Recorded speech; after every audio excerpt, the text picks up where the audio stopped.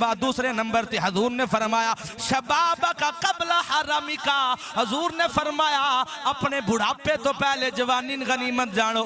ہن تسی جوان ہو، اپنے رب نو راضی کر لو، کھڑے ہو کے قیام کر لو، رات نو جا کے اپنے رب نو راضی کر لو، قرآن دی تلاوت کر لو، روزے رکھ لو۔ جدو بڑھاپا آ جائے گا تو ہڈے کولو سیدھا قیام بھی نہیں ہوئے گا، تو ہڈے کولو رکوع بھی نہیں ہوئے گا، اتحیات دی شکل اندر بھی بیٹھن نہیں ہوئے گا۔ اے لوگو پھر اشاریاں تے گل آ جائے گی۔ جدو بڑھاپے دے اندر انسان چلا جاندا ہے، او دا بڑا دل کردا ہے لوگاں تک کہ اے لوگ جناب کھڑے ہو کے قیام پہ کر دینے، میرا دل بھی کردا ہے میں بھی رب دی بارگاہ دے اندر کھڑا ہو کے قیام کراں۔ او جناب سارے رکوع کر دے ہون گے، او جدو بڑھاپا آ جائے گا او لوگاں تک کے کہے گا اے سارے لوگ رکوع پہ کر دینے، میرا دل بھی کردا ہے میں رکوع کراں۔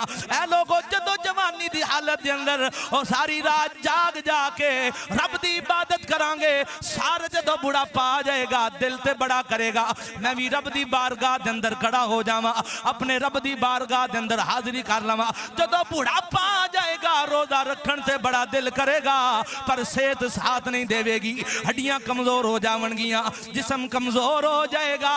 اس واسطے حضور نے فرمایا اپنے بڑھاپے تو پہلے جوانی غنیمت جان لو، جوانی دے اندر رب نو راضی کر لو۔ رب کعبہ دی قسم ہے جدو جوانی دی عبادت کر کے رب نو راضی کرے گا اور رب بھی راضی ہوئے گا، رب دا یار مصطفیٰ بھی راضی ہو جائے گا۔ دو چیزاں، تیسری چیز حضور نے فرمایا اپنی موت تو پہلے زندگی غنیمت جان لے، جدو مر جائیں گا پھر تیرا دل کرے گا میں دنیا تے واپس چلا جاواں، رب نو راضی کر لواں، رب دی جناب عبادت کر لواں، رب دے قرآن تے حکام جڑے بھی نے انہاں تے عمل کر لواں۔ اس وقت تن کوئی موقع نہیں ملے گا۔ آج رب نے زندگی دیتی ہے، اس نو غنیمت سمجھ لو، اس نو غنیمت جان لو۔ اے لوگو زندگی دے اندر اپنے رب نو راضی کر لواں گے، لوگاں نال زندگی دے اندر دھوکے تے فریب نہیں کران گے، جھوٹ نہیں بولان گے، حرام نہیں کھاوان گے۔ جدو سارے معاملات زندگی دے اندر اسی ٹھیک کران گے، او قبر بھی اچھی ہوئے گی، آخرت بھی اچھی ہوئے گی۔ اے لوگو آج زندگی ہے ساڈے کول، پر زندگی دے اندر سانے کوئی پتہ نہیں اسا نماز ادا کرنی ہے یا نہیں کرنی۔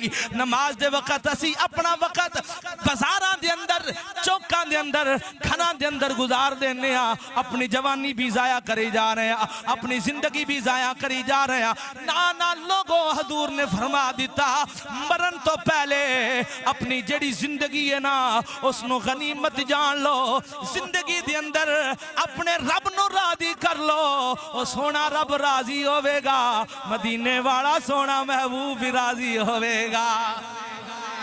چوتھی گل حضور نے فرمائی، حضور نے فرمایا اپنے مصروفیت تو پہلے جڑی تھوڑے کول وقت فراغت والا اس نو غنیمت جانو۔ جدو تسی مصروف ہو جاؤ گے تھوڑے کول نماز پڑھن دا وقت بھی نہیں ہوئے گا۔ آج دیکھو دنیا کتنی مصروف ہے، آج کل اساں کتنے مصروف ہو گیا، ساڈے کول غریباں واسطے بھی ٹائم کوئی نہیں، مسکیناں واسطے بھی ٹائم کوئی نہیں، ساڈے کول مسجد واسطے نماز پڑھن دا ٹائم کوئی نہیں، ساڈے کول صرف ٹائم ہے پیسہ کمان دا ٹائم ہے، دنیا اندر نام بنان دا ٹائم ہے، شہرت حاصل کرن دا ٹائم ہے، پر رب دی نماز پڑھن دا ٹائم کوئی نہیں۔ اے لوگوں آج دنیا واسطے تیسی بڑا کچھ پہ کرنے ہاں، پر جس واسطے زندگی ملی ہے اس واسطے اسی کی پہ کرنے ہاں۔ اے لوگوں آج ہر بندے ہی مصروف ہے، ذرا خود اپنے گریبان دے اندر جھانک کے دیکھنا اسی کتنے مصروف ہاں، اتنے مصروف ہو گیا نماز پڑھن دا کوئی پتہ نہیں، نماز دا وقت ہو گیا یا نہیں وقت۔ اسی جناب روزے بھی اس واسطے نہیں رکھنے ہاں، وہ دن نو کم کرنا ہے جناب، اسی فلاں کم کرانگے فلاں کم کرانگے، پیاس تے بھوک لگے گی، پیاس بھوک دی وجہ تو روزے نہیں، اے تے فرض ہے، اے ساڈے تے قرض ہے، اسی ادا کرانگے پھر ہی ادا ہوئے گی۔ اے لوگو آج اسی اتنا مصروف ہو گئے ہاں، اپنے رب نو بھولی بیٹھے ہاں۔ حضور نے فرمایا اپنی زندگی دے اندر جڑا تیرے کول فراغت والا وقت ہے اس وقت دے اندر اپنے رب دا ذکر کر لیا کر، سونے نبی تے درود پڑھیا کر، اور رب بھی راضی، سونا محبوب بھی راضی، تے سارا جگ بھی راضی ہو جائے گا۔